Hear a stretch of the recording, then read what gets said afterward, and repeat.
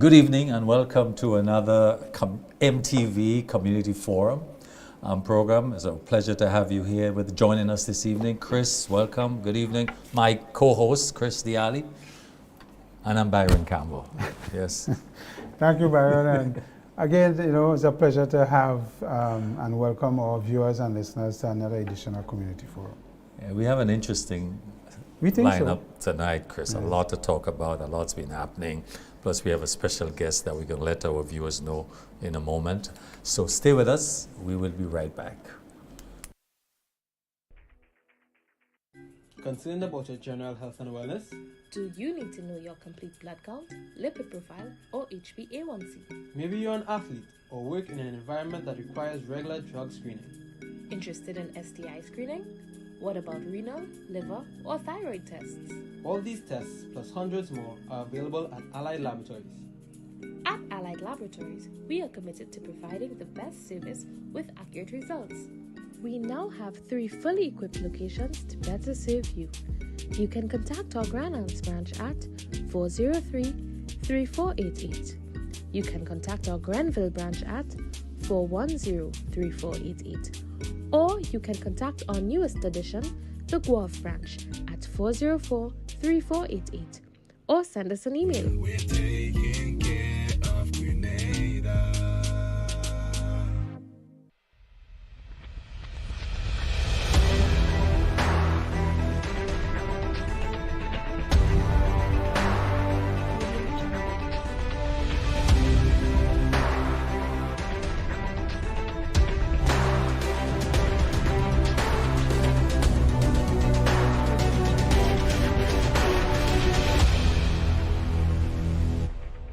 Welcome back, viewers, to MTV Community Forum.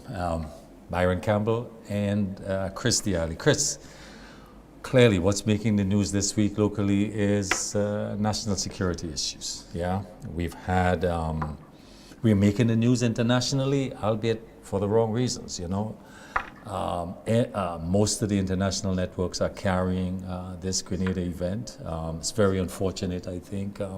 There's a lot of bashing with the police, but let me tell you, let me set this straight, Chris. I have total respect for our police force. I think we have one of the finest forces in the world, and I compliment them every day for the job that they're doing, But clearly here, while we say this, we must be able to be quite open and frank with what's happening. Because if we're going to improve the situation, it calls for an open dialogue on this. So, very unfortunate that we've had this breach, this escape of prisoners. We've had 3 one way and 1 another way of dangerous individuals.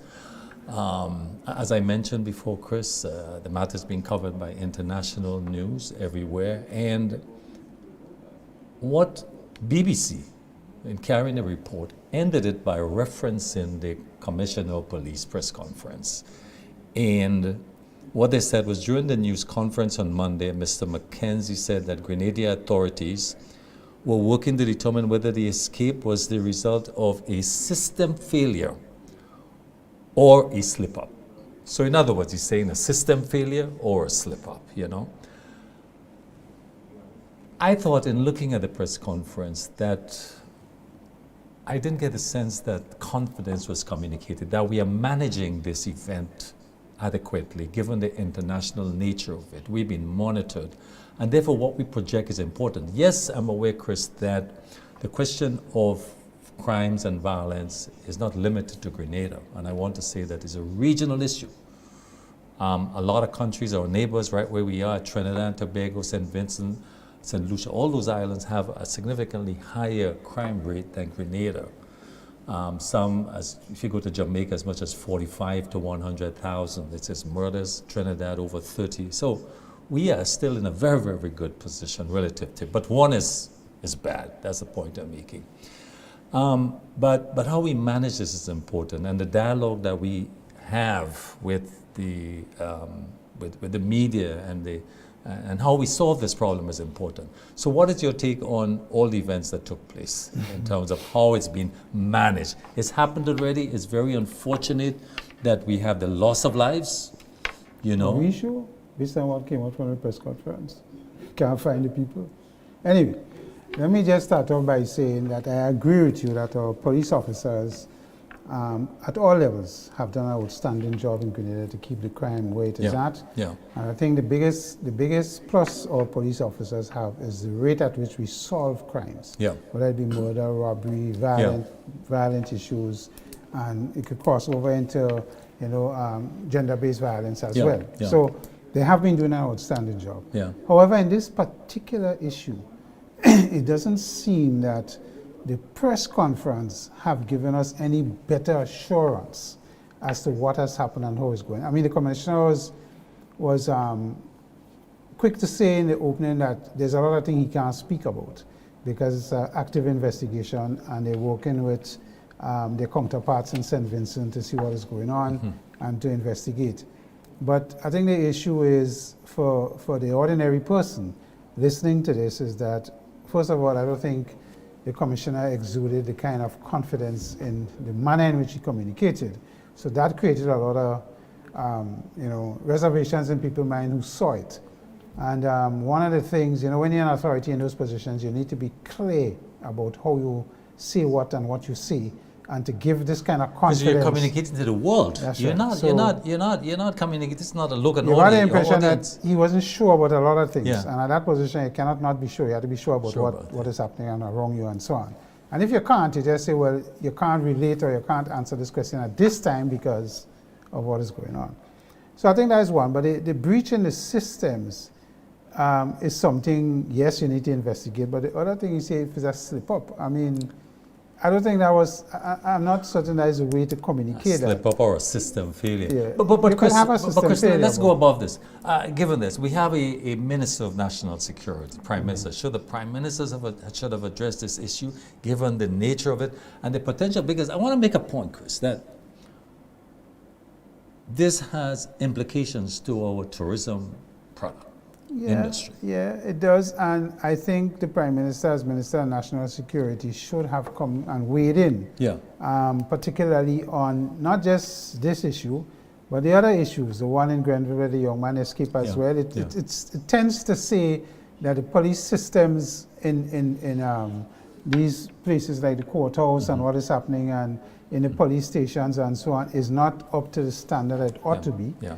And you get concerned because when you hear allegedly what happened in Grand Dance, it doesn't appear that no senior officer was on base at the time when this took place, and that is things for worry and to understand what is happening. So, I mean, at the end of the day,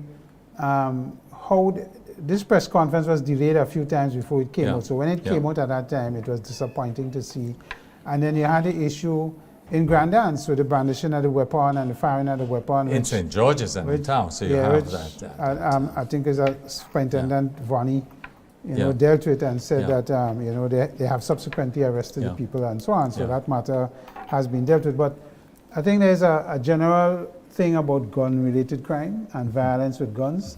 People just firing guns in all different places that the police need to get a firm understanding as how they're going to address these issues. And addressing, I mean, there's a link between poverty and crime. You have another issue, Chris, that you have a lot of deportees, and the systems to monitor and follow up are not in place as far as I know, not just Grenada, but a lot of the other Caribbean territories. Additionally, our location. So it's an important point. Yeah, we have a very porous border.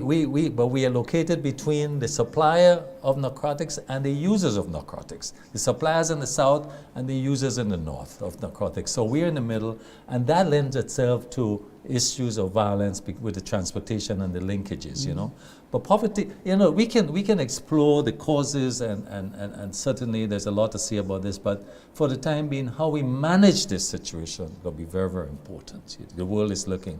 Chris, the Minister of Health, Minister Telesford, was the Ministry of Health at press conference today, and I picked up, what he said was, and I quote, that the health system is badly broken. He said it is broken at all levels. You're talking about the physical infrastructure, the equipment, staff morale, appointment of staff. In other words, he says everything, is just broken.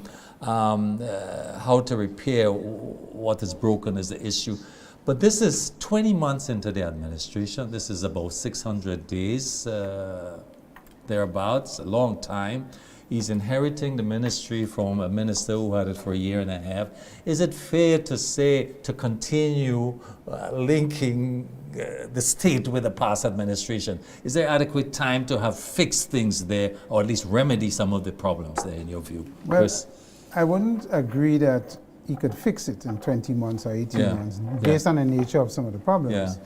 But to say that it's broken, it means that everybody in the hospital should be a dead person, or every other person coming out dead. Badly broken. Yeah. So, I mean, those words are, I mean, there are issues with medical health in Grenada, but there are stories that come out of the facility where people will commend them in how they have carried themselves and what they have done. Yeah. But we know there are issues. There are issues with administration responsibilities. I think one of the papers had a thing with a nurse, a senior nurse, that was quoted as talking about they doesn't have senior doctors on the ward, young junior doctors not sure what they're about and what they're doing, and senior nurses would report certain things and nothing seems to happen because there seems to be nobody in authority doing what they ought to do.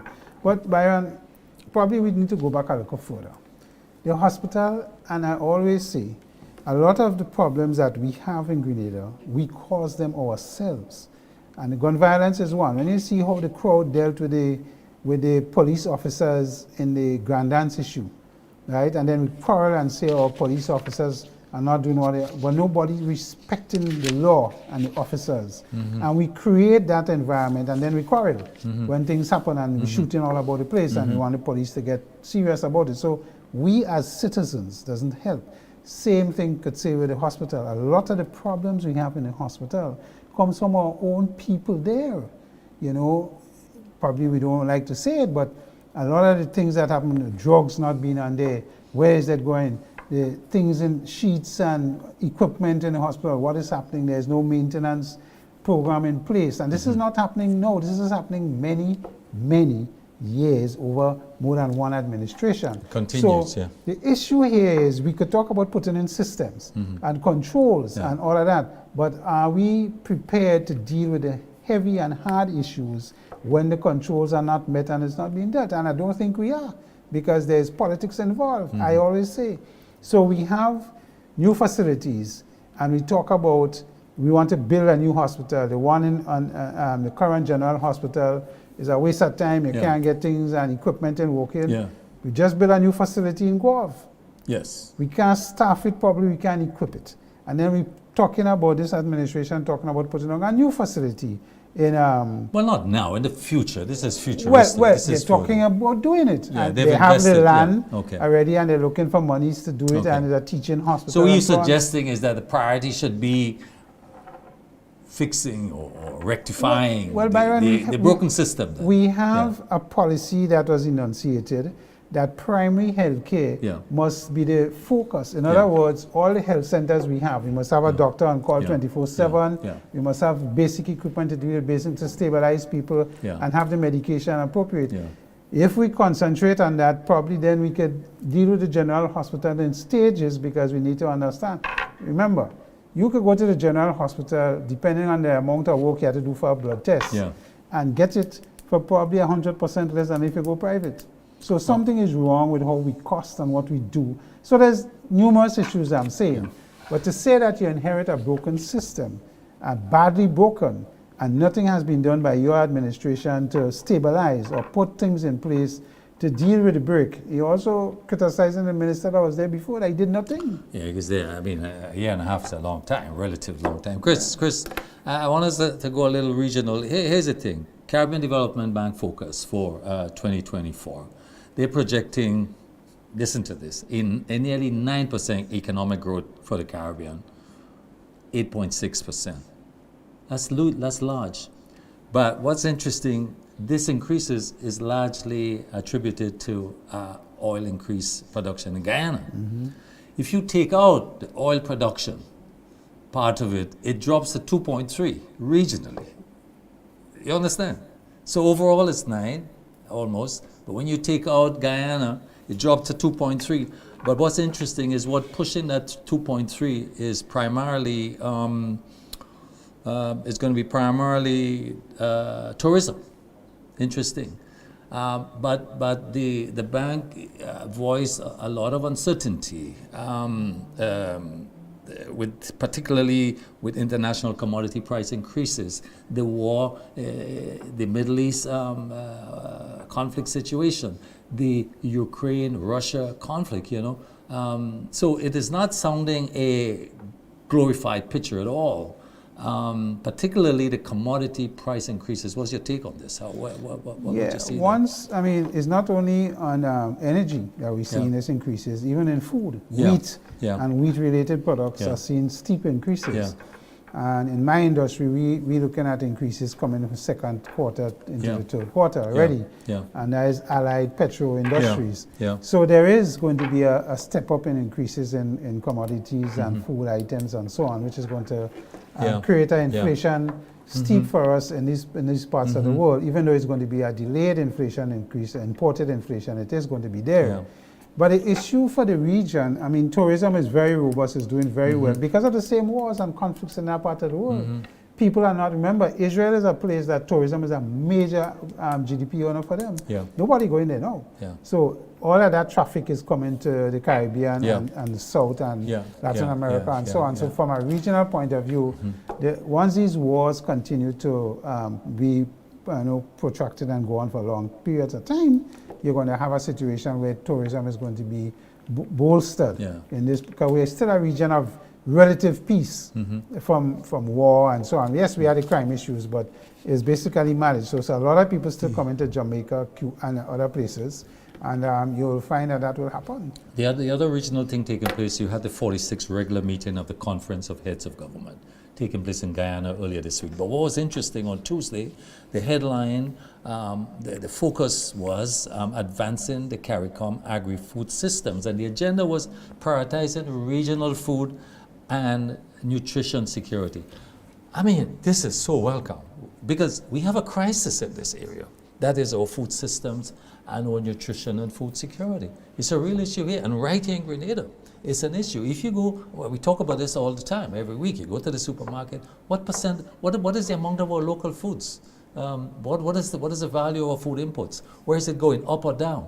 So we need policies to stabilize this, and I don't see any happening here. I always make a point for the farmers on this program that I want to see a bit more respect for farmers, the people who are involved in food production. Chris, that's for another program. But briefly before we break, Chris, the Palestinian situation continues. Let me do the agriculture thing. I know that is your pet, but before you go there, the agriculture thing, I mean, unfortunately, we've been talking about that for many, many years. As a matter of fact, when we introduced the whole CARICOM thing and we looked at Guyana before oil, Guyana was carded as a country for agriculture, for food security, and all of us in the OECS should develop a trade agreement with Guyana to take food from them, because they do a lot of great things with agriculture there and what they do in terms of the quality of the produce, consistency, and so on. Now, I suppose everybody will move from agriculture in Guyana to a certain degree and go to oil, because that is where all the money is now and so on. That happened to Trinidad when they found the thing. So we need to, we talk a lot, and I hear you talk about policy. I think policy is a waste of time right now. We need to get action. We know all the policies. We know the policies. The thing is, whether you can get action on the ground to get the food and growing the right thing and deal with disease and all the other issues, climate change, we can't get food security unless we get serious about what we want to do in agriculture. And when you look at what's happening in agriculture, we don't have much young people studying agriculture and the science of agriculture. All they're studying is AI and tech and so on, and nobody seriously, our government, current government, the previous government will talk agriculture, but we're talking about how do we get young people seriously involved to make a difference. In the education starting first. It's a science, And I mean, when the last CCP governor was there, what was his name again? Dwight Venner. Dwight Venner had a famous phrase: we go onto the land in a vehicle costing $200,000 and we come out to the water boots and a cutlass to try and farm. So where are we going with agriculture? So Chris, we had to set up more time to deal with that, but before we close, I just want to say briefly that the International Court of Justice concluded his hearing this week on listening to 52 or so countries making presentation on the Palestinian cause as far as the occupation of the territory is concerned. And the hearing, country after country, made the case that Israel was breaking international law, and it was primarily the United States again, and Britain in some regards, that is asking that the International Court should not intervene and give an opinion on this matter, since there were ongoing dialogue. Rubbish. What's the nature of the ongoing dialogue? The bombardment of Gaza. I was pleased to hear, and again, every week I ask. And what was Netanyahu's response?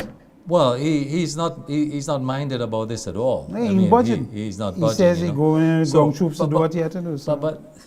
But we come back to this. But anyway, we're pleased that this hearing was there, and it will take 6 months or so for the court to rule. And this will be important. At least it will put international pressure where it belongs on this matter.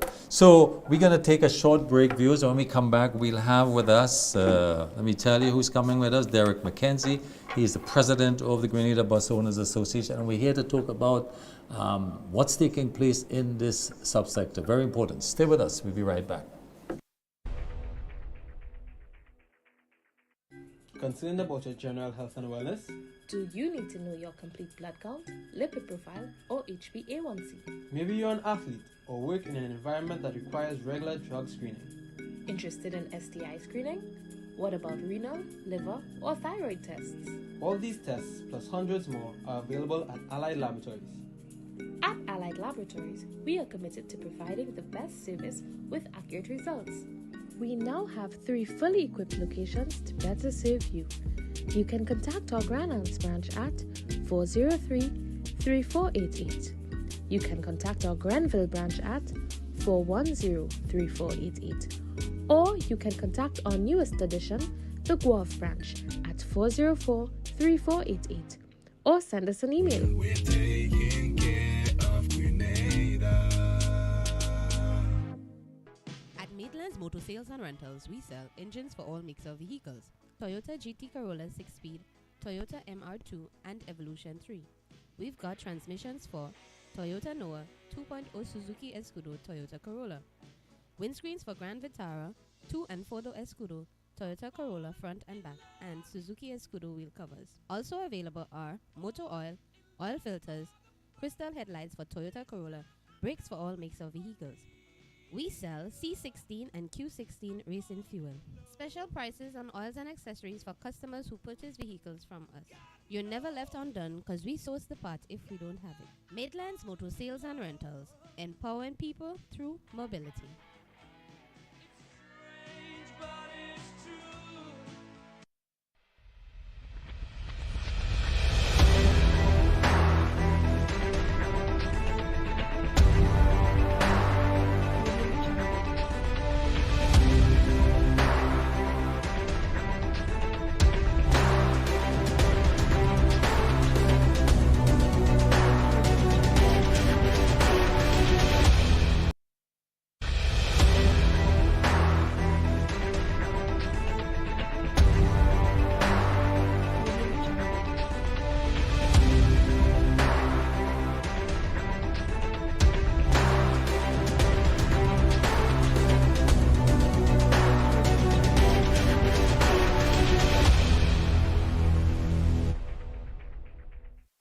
Good evening and welcome back to MTV Community Forum. And as I told you before, we have with us Mr. Derek McKenzie, and he is the PRO, Public Relations Officer of the National Bus Owners Association.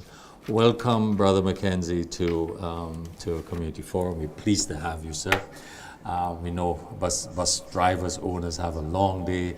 We really want to compliment you, the bus owners, bus operators, for the service. It's a critical service. We know you work long hours. You start early in the morning, like 6, sometimes before 6, 12-hour shifts, long day. You have the responsibility of transporting our children to school, to and fro schools. This is not an easy task by any means.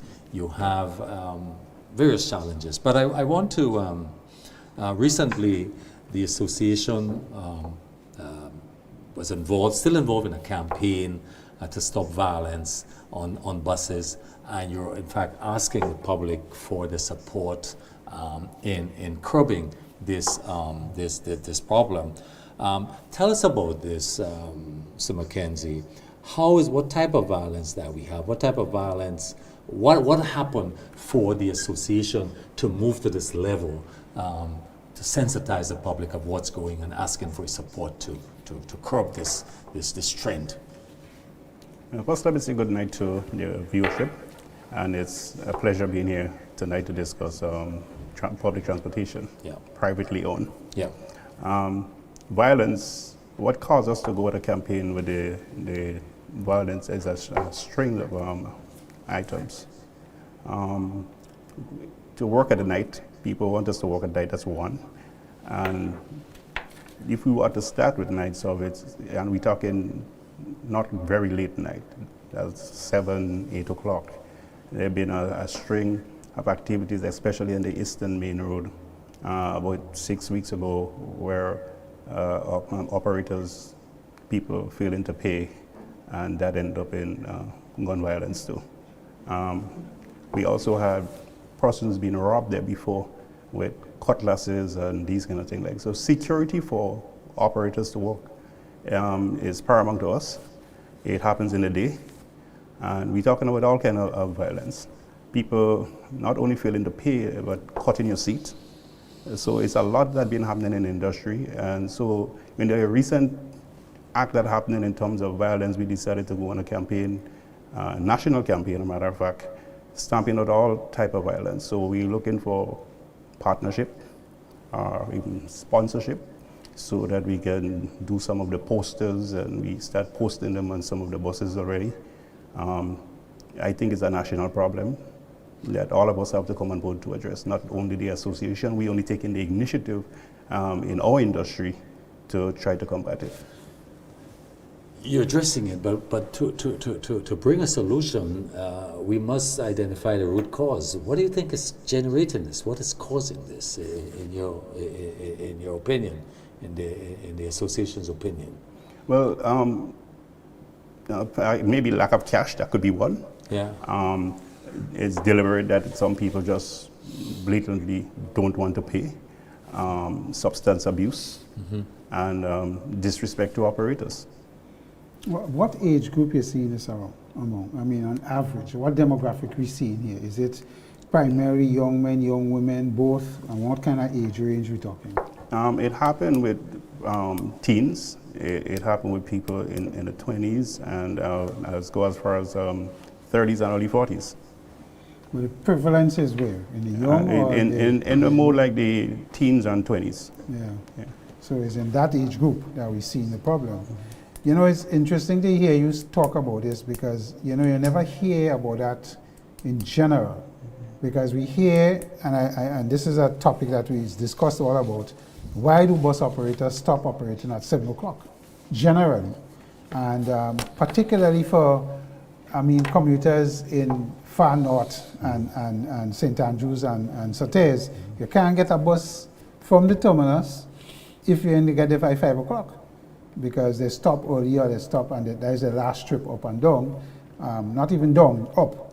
And if somebody working in Granans and they finish work at 6 o'clock, they have to try and get a bus to St. Andrews and then try to get one from St. Andrews to Surtees. So the bus fare increased for them because it's 2, and so on. So that has been a cry, but we have never heard as a possible cause the violence.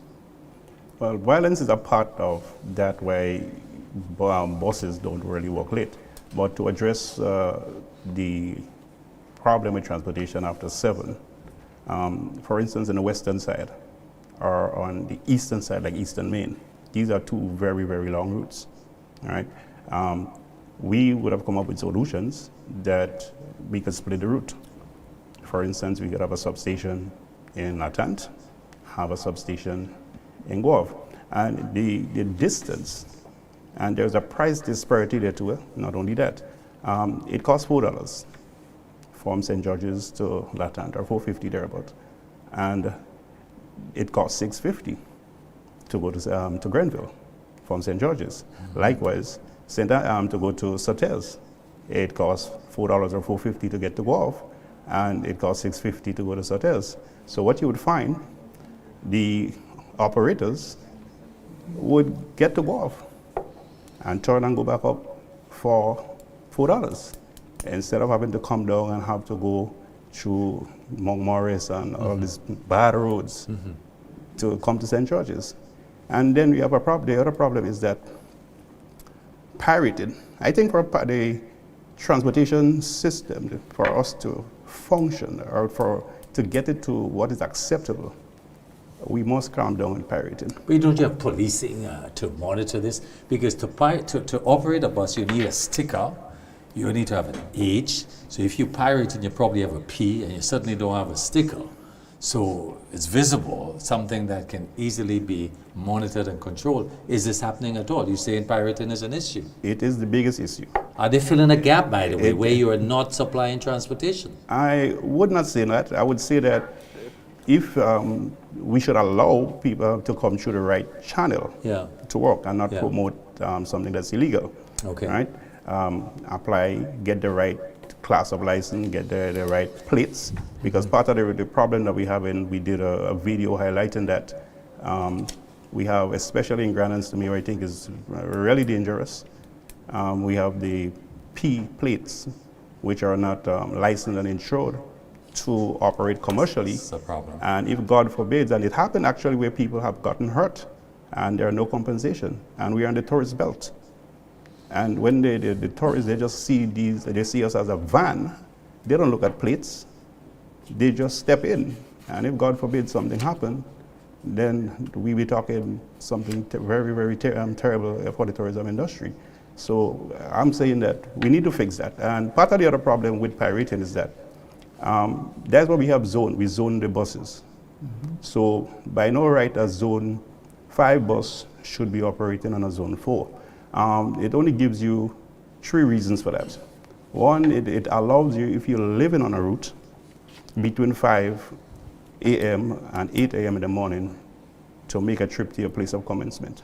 So if you're living in Sotels and you're operating in Grand Anse, you're allowed 1 trip between that hours, right? If you're on a hire, transporting on higher sign, then you could travel somebody as route, or if you're doing staff. But apart from that, it gives no reason. So what happened if the Sotels bus now, with that long route, they go to Sotels and to come back, and when you're coming back down to pick up the passengers, then another bus is going up, so it defeats the purpose. Most of the time they have to go up empty. So once they reach up at a certain time, they probably would choose not to come back because you have other buses carrying passengers. You have a transport commission, that's how it's called, yes? At one time, you can correct me here if I'm wrong, at one time the association was represented on that commission. My information is that you're no longer represented there. But as a body, as an association, have you come forward with a number of recommendations? And if so, what type of recommendations are you bringing to the commission to enhance, to make transportation more affordable, more convenient, more suitable for the public? Because as Chris was mentioning, when you need a bus on a public holiday, there is no bus. Should the government introduce its own private fleet of public transportation, or is it something that the association can in fact manage in terms of its own scheduling? Well, if we look at the SRO, it gives you the association basically supposed to, on public holidays and Sundays, schedule buses to work. With the dismantling of the transport board and now a commission where we had a space on it, and now we don't have. We have some issues with that, and we planning soon to sit down with the authorities to address that. It doesn't necessarily have to be an operator, but somebody that we recommend that would seek or speak on our behalf. All right. So that would take care of the transport commission. But let me just interject here. You see, let's suppose the bus association gets on the commission, then you have truckers association, then you have the motorcycle association, then you have the taxi association. So everybody would want to get on the commission. So how practical is it? I'm just asking. We have to look at importance. I'm just What the Bikers Association, a Truck Association brings to public transportation. We Taxi, are the key stakeholders Yeah. in transportation. Okay. These buses are owned by us. yeah. So we should have the biggest say. There should be a seat on the table for us. If we decide to pack up, what happens? Okay. So, listening to you, Brother Mackenzie, you talk about the issues, fair enough, and of all the issues. But one of the major things we see preventing development of our country is a public transport system, whether it's privately owned or not, to aid with commerce, to aid with restaurants opening longer, businesses going longer hours, because businesses could open till 12 in the night. So let's say a restaurant, because they have a assured clientele coming from as far as Grove or Grenville or wherever, in St. David's, wherever, to come to, and there'll be assured of transport to go back up. So no transport and cut off at a certain hours kills the commerce. The issue here is, if we can't get a solution to the violence issue that you raise, or whether buses could work in, as you say, shorter distances to, and regulate the fare, I think those are easy things to deal with in terms of setting, because the bus fares and so on need to be regulated and set. I think the SRNO deals with that, Yeah. right? So the real issue for me is, if the Bus Owners Association, through their private ownership, is not meeting the demands, there is this call, I made the call as well, for the government to introduce their own public bus system. So, Saturdays, for example, the private bus owners will stop 5, 6 o'clock because, as you say, they are allowed certain exceptions to their route based on what you said. But if the National Bus Service decides they run until 12 in the night for bringing people up and down, of course they will give the timings when the bus leaving and coming and so on. Isn't that something that could be considered? Because there are many countries, we could call them Barbados, Trinidad, and other countries where private bus owners operate with public. Yeah, but we have to keep one thing in mind, that subsidization. We are privately owned, but we get nothing for doing a public service. And we could sit here and talk about all the night service that we want. If this industry is not subsidized, we're not going to go anywhere. If government was to introduce public service, they will subsidize it. So why not work with us and subsidize it? And everybody wants the bus owners to start first. The whole economy got to open up for public transportation to function in the night. We have an 8 to 4 or a 9 to 5 population. You see a build-up after people get 4 o'clock, 5 o'clock, a build-up.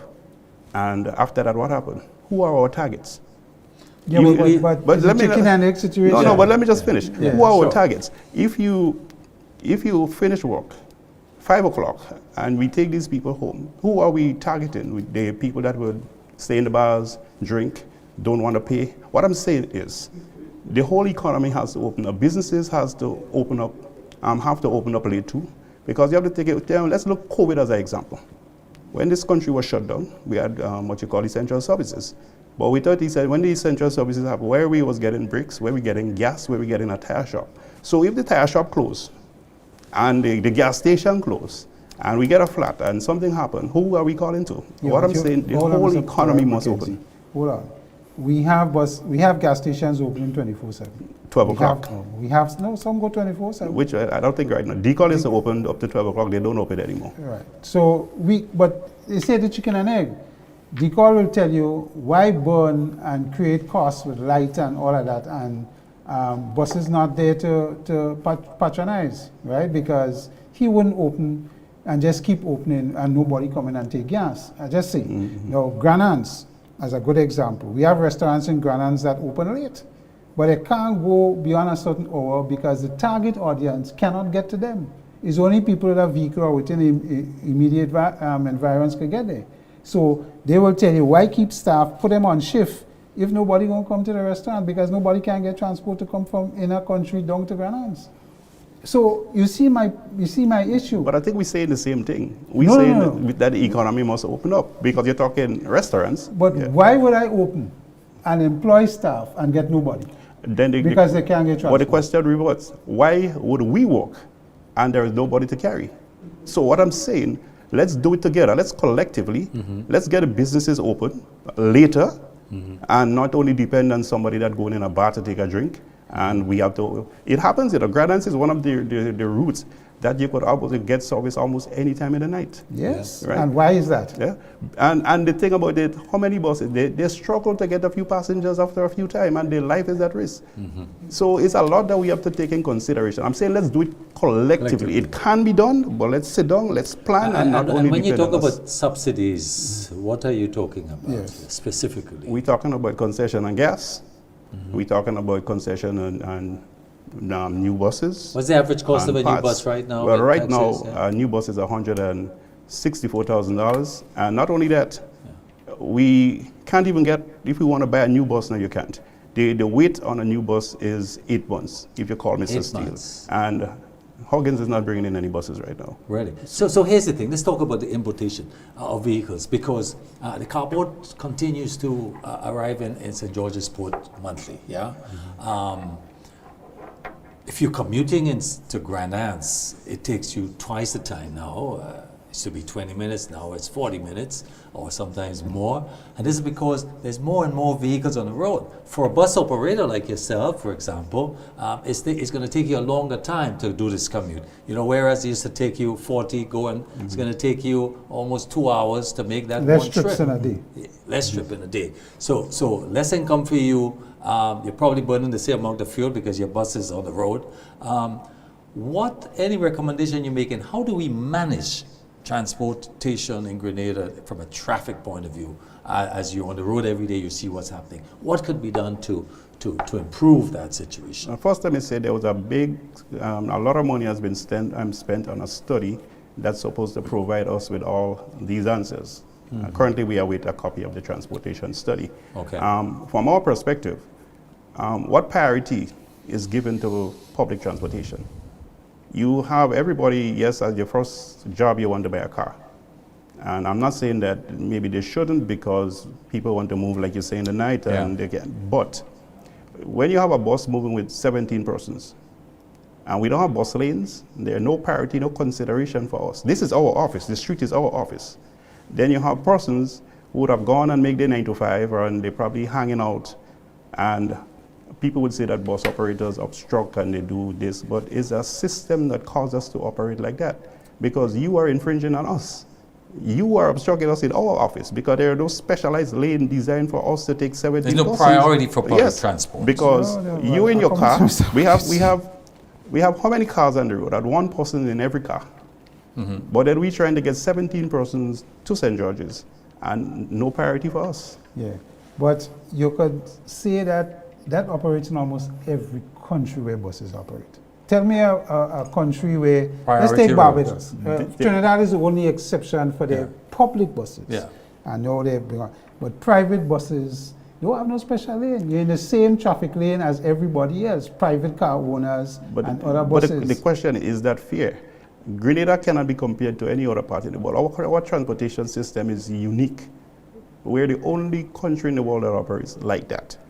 And we could do whatever study that we want. We could bring people from Spain or whatever it is. It's still us, the operators. They have to come and interview to tell them something, to put it on paper and come and bring it to the authorities. Going back to your point about you're working in your office and you have issues and you need priority, but you can't get priority on all roads. All roads are small enough that we can't do it. It's just physically impossible. And then you have the issue of, there is a perception out there that busmen are the most unlawful users of the road. They stop anywhere, they don't indicate. Right now they stop in the middle of the road. The little bus stops that we have, they don't move into the bus stops. I mean, there is a perception. And those of us who use the road every day will quarrel because of what we see happening with buses. And what has happened over the years, there have been a total degrading of, right now, the bus, we have said on this thing here, it's not buses alone. No man get. Right now when you reach a about who reach first pass? Nobody paying attention to give way to traffic on the right. It's who reach first pass. And you get that, and the issue, there's a perception out there that our bus operators, private bus operators, do what they want. And you hear the other thing about a lot of buses are owned by police officers. Yeah. So you have this thing about this perception that a police officer, man, I ain't giving him no ticket. That's my partner. Let's go. Is that a reality, and that's a perception in the industry? Well, I would only single out police officers. I would say public servants, because there are teachers, there are nurses that own buses, right? So I wouldn't just point and say police officers. I just say what comes out. And what is the cause of that? We had the transport board where prior to now, to own a bus, before that you had to apply and then buy, right? And everybody makes money in this industry except the people that zoom up and down the road every day and call bus operators, right?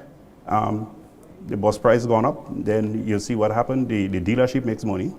Every time a bus is sold, the insurance make money. The government collect a lot of revenue in terms of taxes, and the gas pump makes a lot of money, right? So what happened is before that you had apply and then buy. Now you buy and you apply. A wheelbarrow getting a sticker prior to the study. So the market get flooded with buses. And what that did, it diminishes the quality of service that one would provide. I remember as a schoolboy going to school, I used to have to walk. And when I reached on Lucas Street, throw your bag in the back of the bus and they climb in, because you know what, at that time, they had about 3 buses for 300 people. Now that reverse. Now we have 300 buses fighting for about 100 persons. So you're saying there is more, the supply is greater, you have more buses than the demand? What I'm saying is that the big business make all the profit in buses. That's why the buses, we have so many buses flood in certain routes which they think is more lucrative, right? That sends a contradictory statement, because if the big business making money from increased volume, that's what causes it. The government is saying additionally. No, but if he's saying steels will make, insurance will make, gas pumps will make. Now we'll make mid. Right. The issue here is, why are the potential persons that are going into that business going to buy a bus? It's because they believe it's a lucrative business, and they would ask for more. You say the wait time is 8 months, so they will have a list of probably 10 or 12 people waiting on buses. And if the buses are getting more than the traffic, the people who need to patronize, then something has to be wrong with the maths. Because you can't flood the market with buses, because obviously when you could have done 12 trips to pay back your loan and pay your operating expenses and so on, you can't do it now because you have more bus on the route, whether it's pirate or not, and you could only do 5. Well, so it forces, what I'm saying is that maths ain't working. What that does, it causes lawlessness on the road. That's what caused us, if you look at, you see 5 buses fighting for 3 passengers, because there is a flood of buses on specialized route which is alleged to be lucrative, right? Coming back to the institutions, yes, that happened, because what happened before to buy a bus? You used to have 30 or 40% cash, right? Then what happened? The banks drop it. They had they come down now to, I think it was 10% or whatever it is. So they're doing 90%. So here what happens? Yeah. The little man that had a Corolla car that he could sell for $12,000, that is down payment. And then you remove the restriction for the stickers, or the regulation for the stickers, where you have to apply and then get approved before you come on. Now the person with the Corolla just sell the Corolla, take that $10,000, $12,000, give the bank, and gets a sticker. You know, it's interesting the point you make. The banks are, and in some cases they're finding 100% on vehicles. But I want to bring in another issue here. There's a perception out there, certainly some time ago and in the present to some degree, that not bus operators, bus conductors, because the owners or the bus owners employ conductors, you know. And drivers. Right? And drivers sometimes, but I want to focus on the conductors. There are allegations of, how should I call it, sexual abuse, you know, of children on the buses, school children, by conductors. To what extent is this still prevalent, or is it still happening? And what are the standards for a bus conductor in terms of police record, assessment? Because these are the individuals that are interfacing with our children and ourselves. What is the situation? First, I should say that sexual abuse is not only limited to the transportation industry. That's something that happened right through Grenada. It happened in our households and other places. Yeah. Suffice it to say, I would not deny to say that it happens in our industry. Yeah. I think from law enforcement, we probably might be able to get better stats on that. But I'm aware of incidents where it did happen. But in general, conductors are we have some very good conductors. It doesn't happen with all of them. Yeah. And the conductors are managers. These where they are accountants. These are the people that collect the cash. These are the people that basically run the bus. When you sit in your air-conditioned office, these are the people that have to stop the traffic for your child to cross safely. I want to stop here. I have seen this time and time again where the conductor comes out of the bus, crosses the child physically, sometimes a toddler, sometimes or go across the street, the pedestrian crossing, stops the traffic. So I want to give them high compliment for this. I've seen it time and time again, you know. But I just want to clear up this perception there of what's happening. I'm glad. And there's an annual inspection. Conductors, tell us about this. Yeah, every year a conductor has to go and get a police record and to reapply for a conductor's permit. Interesting. So it's not that the system is designed in a way where conductors, you shouldn't just have somebody walking on your bus without the proper permit to operate. Is this monitored by the authorities? Sometimes. Sometimes they do, sometimes, you know. And if it's broken, who gets charged? And well, as a driver or the owner of the bus should be charged for hiring somebody without the conductor permit. But what happens, conductors are not really stable people. You might see a conductor on a bus today and then tomorrow they're on something different. Minimum wage went up? Yes. What is it now? Minimum wage in our industry, I call it current wage. Current wage. I call it current wage. In our industry is $60 for a conductor and $80 for a driver. It was $35 prior to that. You interface a lot with the Port Authority, with the terminal. Tell us a little about, well, first of all, is Grenville operational, and what is the association take on the management of it? Is it adequate? Is the facilities good? Tell us about this. Everything has a way that they could always do with improvements. Yeah. Our issue with the terminus is that of the bathroom areas, especially for the male. And I want to use operators because female operators too, right? There's just one open area. There are no privacy. Serious? Yeah, I would have written to the management asking them to, get a few sheets of ply and you could just cut and make dividers there. And also in the back, it's very hot.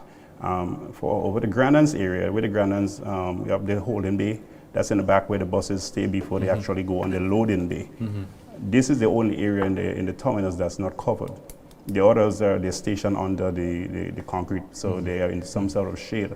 So what happened, the buses are usually hot before they go to the loading bay to procure passengers. I've written to them too, asking them to cover that area so it make it more comfortable for when you go to pick up passengers and so on. And even where the people have to stand to go to the buses, to load the buses, like on the number 8 stands and so on. In the back, there's usually very, very hot. So there are a lot of room for improvements in terms of maybe get some big fans or whatever it is that could cool that area. Yeah, but I mean, that is definitely ways to improve the transporting of passengers, not only for you, but for the passengers themselves. Going and sit down in a hot bus and waiting for the bus to reach a certain level before you could move. I mean, it's something that we... Do you ever take public transportation, Chris? Yeah, I used to take public transportation. You used to? Yeah, I do take public. I am not one that like to stopping. Yeah. I prefer to get to where I want to go in one go. So it's a good thing for persons with cars to try the public transportation sometimes. I know take exactly a trip to Sates, for example. And you actually enjoy it, you know. I took one to I took one to Grenville probably about 3 years ago, and I had to tell you the driver to drop me on top Granite Tank because the speed at which he was going, I thought my life was at serious risk. And when I tell him slow down, he didn't want to slow down. And then the other aspect was the level of music. And the music. Well, what about the music now? I What was is the music? uncomfortable. I tell him I'm paying because I'm uncomfortable. What is the music situation? The sound systems now are regulated. What is it now? Well, it's illegal to have amplified music in buses. But we're in a modern world. What do you prefer? You prefer to have everybody on a cell phone listening people business, or you prefer to have some nice Marvin Gaye or Aretha Franklin? You are the age group that talking about Marvin Gaye. You understand? But that's not what was playing. A lot of the young people who take the bus don't want to hear Marvin Gaye. So the bus drivers had to have peace and deal with it. I think the amplification is part of the issue. But yeah, there are issues like that where I think, as Mr. Mackenzie is saying, guys, for the dollar or for whatever the bus fees, they do crazy things in order to get what they need to get. Well, there's a word they use that bus operators are very creative. Yeah. You will always find a way. Yeah. But you have to. It's about survival. Yeah. And transportation should not be a competition. I always say that we have a transportation system of quantity with very poor quality. That's the problem with us. Okay. You know, some routes are oversaturated and some routes they need buses. So what we need to do is just have a conversation, and I should say that we have written to the Minister of Transportation for a sit-down through the Chamber of Commerce, where we could sit down and partner to fix transport or to improve on the service. Because I don't think we will get it perfect, but at least there could be some serious improvements. And all it takes is for them to listen to us and for us to partner together and to implement some of the things, because we are the ones on the street. We are the ones that operate. You had a meeting recently last year with the, sometime last year with the That's June last year, yeah. But I want to raise the question of your cost of operations. To what extent, what is the state of the roads for your operators, and to what extent is it adding to your cost of operations? How is that aspect? Because I know wear and tear is a big cost for vehicles on the road. I mean, operational cost is actually killing. Most of us are operated at a loss. Suspension. And why are you still in business? Suspension. Yeah. Why? That's Well, that's what when you say those things. Well, you see, I have it's a livelihood. No, but come on, Byron. If you're running at a loss, if you're getting $5 and it costing you $10, you ain't making sense. You continue. You can't pay your loan. You can't feed yourself. You can't take care of your The point family. is, that's where we asking for help. That's where we asking for concession. That's where we asking for these things. More buses coming on the road. Well, what's the cause of that? Because everybody that leave their work come in the bus. When you retire from teaching, you come. When you retire from police, you come. It's an easy investment. It's like straightforward. But make the point. But So is that cost running you out of business that you're saying your maintenance It's running costs us out now? of business. There are a lot of people that go out of business that cannot go back in business, and I'll tell you why. You buy a bus and you insure it. What happens is that you meet in an accident, and your mortgage, right? Your mortgage is so high that when if the bus was to write off, after the bank take what they have to get and the insurance take off their deductibles, you end up with nothing. You can't even come back. Yeah, so it's very difficult to operate, and a lot of people, you see new people coming in because everybody figure that they have the remedy to come and to operate in transportation. But there are a lot of people that go and they just cannot come back. Let me ask a question, sorry, Byron. One of the biggest challenges we have with our transportation service being owned by private owners is what we had in years gone by. They decide to strike, or they decide to pull back their service because of whatever issue, whether it's gas price increase, whatever the issue is, and the country comes to a standstill. Do you think that the government will look at that favorably going forward and put in their public transport to alleviate that risk of putting the country at a standstill? I hear your thing about having discussions and let us work, but don't you think that would prevent that from happening to some degree? I think it would be in everybody's interest to make the transportation industry more sustainable, that we wouldn't have these kind of things, right? When you strike, nobody wins. The country shut down, no cash flow for you as the operator. You still have your mortgage to pay. If There I is have a no. public transport running alongside you, But even if you have a doesn't shut me down. even if you have a public transportation, who driving? The same operators that come in and drive for, and then they come No, and I they. mean, if government runs a public bus service, they have their workers paid by Yeah, them. but you see so the- if you on the private side pulls your service, yes, it's going to cause problems in terms of getting people to work and so on. But the issue is the public transport will take up some of the slack, and it wouldn't shut it down. But I shut think down the country. big question here is: We're running out of time. Go will ahead, the yeah. government have a public transportation system without subsidizing it? I don't think so.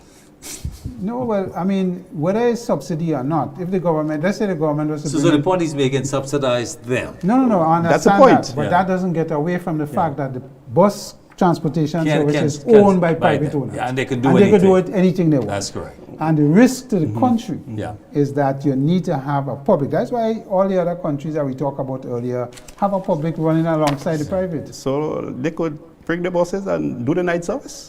Yes, Gentlemen, that's all the time we have. But, that is a consideration. and it's really needed, night service and public holidays. I'm Brad McKenzie, the PRO of the National Bus Owners Association.